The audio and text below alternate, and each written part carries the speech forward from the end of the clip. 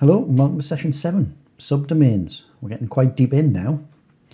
So subdomains, what are they? What do they do for us and how can we use them? Well, what I want to do is give a little bit of a background onto sort of like the mechanisms we have there, what a subdomain is, why we actually have it in the first place. But then what I want to look at is the deployment strategies, specifically about the management and how that is different depending on whether they're using full delegation or pseudo delegation. Because the management side of it is the predominant difference between the two. The fact that we give additional names is the same irrespective, but the delegation and management is definitely the thing that is different, very different. The issue with subdomains, or not the issue, but the reason we have subdomains is, generally speaking, we have a top-level domain, second-level domain, and then a host name. So for example, www.example.com, top level domain is com, second level domain example, and then the host name is www. Now, sometimes in large organizations, what will happen is that www component isn't really enough. What we want to be able to do is start breaking it down even further, but we don't want to start introducing new domains. So the way we do that is we create what we call a subdomain. So what we do is, where you would normally have the www as the last part of the fully qualified domain name, we simply extend it, we make it larger. So what we end up with is a breakdown of the host name even further. So in this example, what we've done is we've injected finance into the actual domain as well as having example.com. So we end up with www.finance.example.com. Now some organizations can use that, some will use subdirectories if they're using websites, etc. But using this, it allows us to address individual pieces of equipment based on departments, as well as things like the domain name for, say, a website. So sometimes subdomains are there not just because we want to do something with websites, but we actually want to do something with the way we just break down referencing in general within an organization. So in effect, what they're doing is they're just giving a bigger scope. They're saying, here's a domain name. Instead of it being restricted to just the www component or the host name only, we have more to work with. Very, very useful, something that is either large departments like finance department, sales department, etc., or if we have actual international organizations. Rather than having to buy .co.uk, whatever it is for whatever country you're in, you simply prefix a normal domain with a country code, say. Okay, it's something you manage personally, but it's definitely a way of doing it without having to use additional URLs or domains. So one of the nice things about this is if we actually have that domain on site, it's a little bit easier for us to manage. So what we're able to do is we can manage that entirely within our organization. So we've got a lot of flexibility. However, it might add an overhead to the work because the domains are going to be a lot bigger. Having subdomains, what we can do is we can actually start looking at how we can say, okay, I've got this massive domain name, but what I'm going to do is start spreading the responsibility. And you're going to delegate responsibility to multiple administrators. Now, depending on the deployment strategy you use, there are constraints that we have to consider in when we do that. Specifically, if we do full delegation, we can completely pass on responsibility. If we use pseudo delegation, which we'll come on to in a moment, the way we actually manage it is slightly constrained a bit more, and therefore the security mechanisms within it, not from a point of view of the servers themselves, but the management of it has some caveats that we need to be careful of. So when it comes to fully delegating a subdomain, what we're in fact doing is taking an entire new machine and we're just passing that machine off for somebody else to manage. Complete delegation to another administrator. They have total control of that subdomain. However, back at the local side where the main domain is being looked after, we still have control because we can cut off these subdomains should there be an issue. But on the whole, what we're actually doing is we have our central DNS architecture and we patch in these other servers to give us the subdomains and allow the delegation of that subdomain to another administrator. When it comes to pseudo delegation, what we actually do is instead of having additional servers that manage it, we actually manage it all on a single machine. What we do though is part of the main domain, we create subsections that are either managed by individuals, whereby they all have the same access rights to the server, or by splitting off individual configuration files for each of the departments, and then each of those files is managed separately. However, they will be using the same box, they will have login facilities, and they will have access rights above and beyond what you would possibly want. So pseudo delegation works. However, there are caveats on the security. You're starting to lose a little bit of the control. Well, not so much control, but sort of like the fine-grained management of the security access to the service. So let's have a look at how they would be deployed. In effect, what we would have is, in our main infrastructure, now we've seen this setup before where we have a primary and the secondaries. We've already done that. Now, one of the nice things we can do is the allow transfer clause doesn't just work for our secondary servers. We can actually have a primary server that can bring in a zone by itself being a secondary. So a primary server can also be a secondary server. So in this case, the main example.com is managed by this administrator. So this is the big corporate infrastructure that we're running, and this is our domain that we're managing. And these are the two secondary servers that we have, and we have them set up as slaves. So obviously this is what the client base would see when they want to use the DNS architecture. What we then do is we add in this completely separate server. And this one will manage a domain called finance.example.com. And this administrator over here has only control of just that subdomain. So the main server is managed by the main administrator, the subdomain by the subdomain administrator, but this subdomain is brought in to the secondary server as a slave. And then what happens is this primary server then passes down the zones to the secondary servers. So at any time, this can be switched off.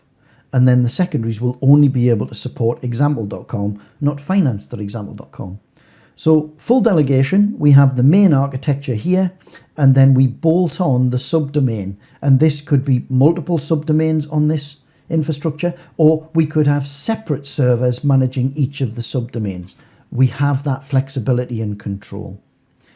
The way it works is, in the allow transfer, we simply, on the primary server that manages example.com, declare a second zone. And that second zone would be finance.example.com in this case. And we would set that up as a slave. And we would, on this subdomain, we would allow transfer to the primary server here. Notice we don't take it directly to the secondaries. And that's a deliberate action so that the main server is still in control of the domain. So the subdomain transfers its records to the primary. Unfortunately, even though this is a secondary DNS servers can still propagate the databases further down the line. So although this is a secondary, it can still pass its data to these other secondary servers, and they will still act as authoritative servers on the network.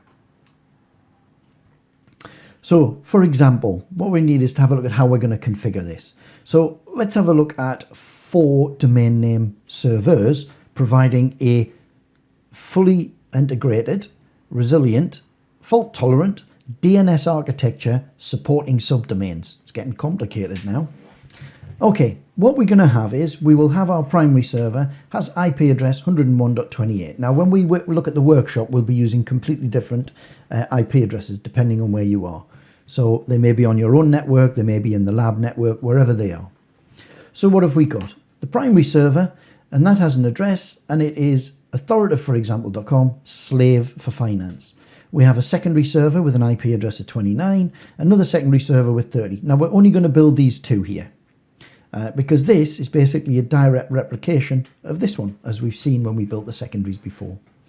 And just for clarity, really, or just as an example, what I've done is I've set this subdomain up of finance.example.com, but we're going to use a completely different subnet. It's as though it was on some other part of the network somewhere else. I've just used a different subnet, that's all. Okay, so what do? Well, in our main server, this is name server 1, this primary server here, what we've actually done is we have our example.com, it's type master, and we have the file declared as to where it is, and I allow transfer to the 2 secondary servers. So if we go back, basically it's this server allowing transfer down over. Then what I do is in here, I then say on the finance.example.com zone, I'm actually going to have type slave. So this is where the primary server is acting as a secondary. And in here, I actually say its master is 10.10.24. So in other words, here, I'm still on the primary server doing the declarations. I'm saying that this server holds the master records for financeexample.com, and I'm going to bring them over. Well, at least I'll try. We need to make sure that that primary server with the subdomain allows me to do that. So on here, what I do is I do my declaration, and the declaration I do here is financeexample.com. It's a slave, and I've specified the file, that's just for performance, say where the master is, and again, I allow transfer to these 2 secondary servers. In effect, what this bit does is it allows the zone to, I'm saying that this zone comes into here, and then is transferred to these servers. What I haven't done yet is fully configure this to say, yes, that primary server is now a secondary and can take data from me. So if we have a look at that domain now, what we'll do is we have the main DB example.com file, and there's nothing really different in there to what we've done before. Not a lot at all. Name servers are declared, other records will be declared. It's pretty much the same. However, the zone file on the on the subdomain box, where it's a master, this will have to allow the transfer to that primary. So let's flick back. Sorry about flicking around these slides so much. Basically in here, I have to tell it that this primary server is now going to be a slave for this zone. So what does that give me? I've now got that two-way link. I've now got the primary knowing where the secondary is and the secondaries knowing where the primary are, and set up the authentication to transfer.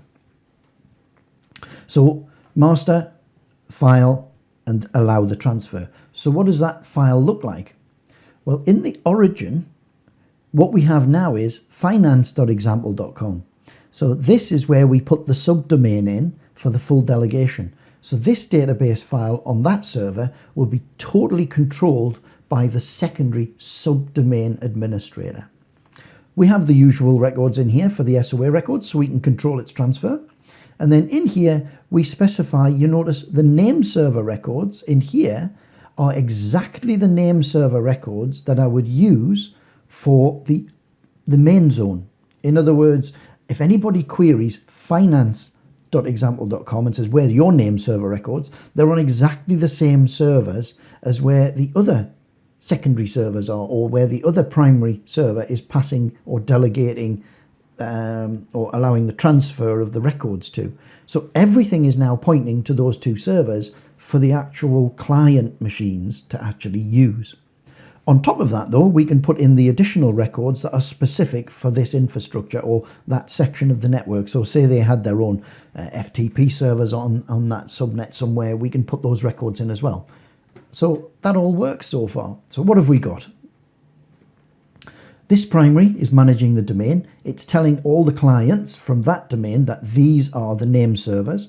This zone here, the example.com zone on the primary server is doing exactly the same, saying to all the clients, these are my name servers.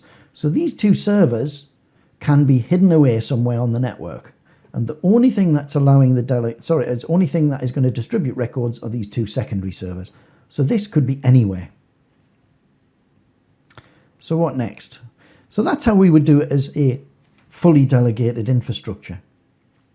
Now, if we want to start going to pseudo delegation, what's slightly different now is where that previous infrastructure was all based on multiple servers, what we're going to do now is we're now going to have not so much of a resource hungry deployment.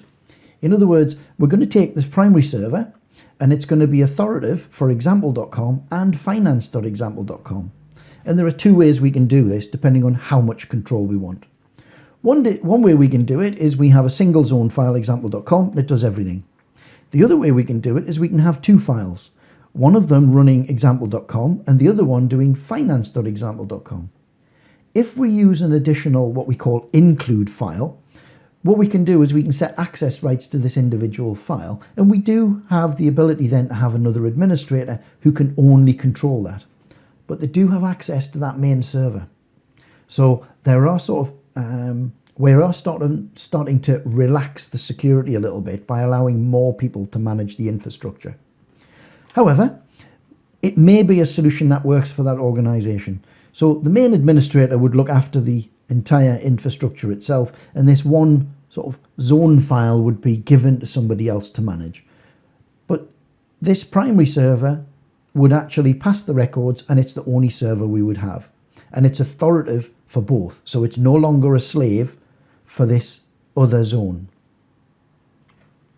As I say, the other way to do it is with these multiple files, and that has in itself a slightly better security implication. But again, they're all on the same box, so you've got more people administering a box. The single file, however, is even less secure, because what you would do is you can actually put everything into that one zone file. So that one zone file that we create, that DB file, you would now have to give multiple administrators access to it. Whether that's good or bad is completely down to the organization. If you split the files, you've got a certain level of control where you can say you have access to just that file, but they need access to the box to get there. If we do it with a single zone file, they need just as much of a privilege to that file as does the main administrator. So as you can see, it can be done, but we're starting to change the security implications. So if we wanted to actually do this as a pseudo delegation, all we would have is the simple db.example.com file. That's it. And we would only have the single zone declared of example.com. Everything is going to be done now in the one zone. So we're going to create the subdomains inside here itself. The way it works is actually quite straightforward. All we do is we have the zone declared and we use the origin of example.com. Then what we do is, the way this is read by bind when it loads and analyzes it, it's read sequentially. Now, the SOA record is only for example.com now. But what we do is we down here change the origin. And the origin at this point, from then on, the records are changed. So origin finance.example.com. So as it reads, it will say everything below here is for example.com. It will read the @ symbol for example.com. It will then say the name server records for example.com. And that will actually be at the lowest level, example.com. So finance or anything else that you want to create makes no difference. At this point, we simply change the origin, and all we're doing is appending the subdomain to anything that comes below. So in effect, this would be ns2.example.com, but because we've redeclared the origin, this would be ftp.finance.example.com. So that's how it's done in a single file. And we can create as many subdomains as we want, but it's all in that one database file. The other way we can do it is multi-file, which gives us a little bit more control. What we can do in the actual in the bind architecture is there is a directive similar to origin and TTL. It's a directive, but it's a directive called include. And what this lets us do is say, okay, do everything to this point, and then simply drag in the contents of this file and then keep going. So in effect, we can put all of the records for the subdomain in a different file. So we can include that file, and it's just the same as though they were actually typed in below as so. So in this case, I've declared origin and then the records, and down here, I've simply said, well, include them, which means the subdomain or origin declaration needs to be inside this file as well. So inside that file, what we would have is origin, finance.example.com. In other words, from this point on, these records are associated with this subdomain, and then simply declare the records as many as we need. And that's how we actually implement subdomains. So it's not that difficult, but there are 3 distinct ways of doing it, and each has a different level of security. At the top level, you've got your fully delegated, and then you've got your pseudo delegated, and you've got 2 options with that. single file or multi-file, which gives you a little bit more control. So on the secondary servers, all we have to do is simply include the example.com. That's it. So what does subdomaining do for us? Well, it extends the scope. And then what it will do is we've got different ways of doing and extending that scope. We can use fully delegated subdomains, and this gives us additional security, but also gives us additional hardware requirements. But it does give us this option to do even geographical deployment, departmental, geographical, wherever the deployment needs to be, we can actually offload the responsibility. And if we use pseudo delegation, we need less resources, but by having those fewer resources, we're actually potentially compromising some of the security. So it all depends on what fits the organization. And you will find there will be policies within organizations, if they use subdomaining, that will control what you can and can't do. Okay, that's all there is for subdomaining. It's not that big a subject. However, the configuration and setup is quite substantial. So the workshop on this is substantially bigger, and it's going to use 4 servers. So we're going to do the fully delegated subdomaining, because that is the most complicated way to do it. The other is simply change the origin, job done, or create 2 files. So it's actually quite trivial. It becomes more complicated when we start doing the full delegation. So that's what we'll do in the workshop.